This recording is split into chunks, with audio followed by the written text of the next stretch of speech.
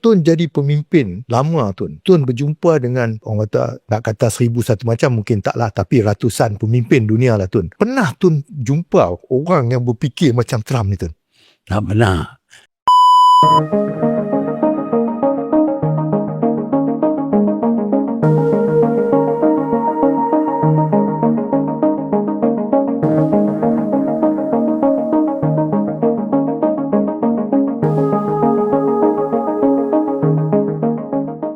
Kita dapati bahawa Iran bukanlah kuasa militeri. Dia tak ada kuasa yang besar. Tetapi dia berhak untuk kontrol Hormuz. Jadi dia sekat perjalanan kapal di situ. Kita dapati bahawa 20% daripada minyak yang digunakan oleh dunia melalui Strait of Hormuz. Bila disekat, dunia kekurangan minyak. Bila dunia kekurangan minyak, harga minyak naik, harga barang-barang lain pun naik. Itulah senjata Iran. Dia kontrol Strait of Hormuz. Dan dia tak lepas kapal-kapal yang bermusuh dengan dia melalui Strait of Hormuz. Ini satu tindakan yang bijak, iaitu dia guna kontrol dia across the Straits of Hormuz supaya dia punya kuasa dirasai oleh dunia. Jadi ini satu lagi cara yang digunakan oleh Iran untuk mempertahankan negara mereka.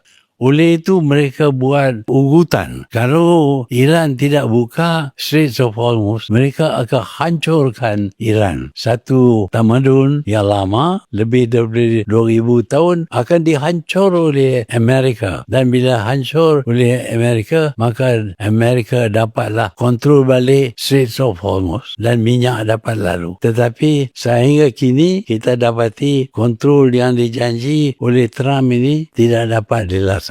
Ya. Tun jadi pemimpin lama Tun. Tun berjumpa dengan orang kata, nak kata 1001 macam mungkin taklah, tapi ratusan pemimpin dunia lah Tun. Pernah Tun jumpa orang yang berfikir macam Trump ni Tun? Tak pernah.